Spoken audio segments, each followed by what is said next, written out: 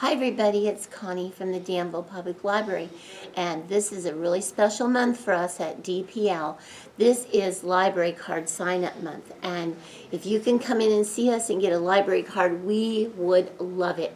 So, our crafts this month have been Star Wars crafts, because our library sign-up theme is Star Wars. So today, it is Ewok time.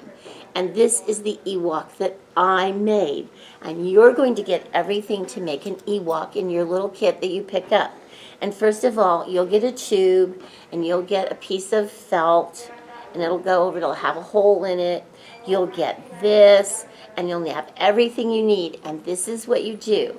You just take the tube that you had, and you just put your fabric over it. I put some little X's right here with a marker, and I just used a plain black marker.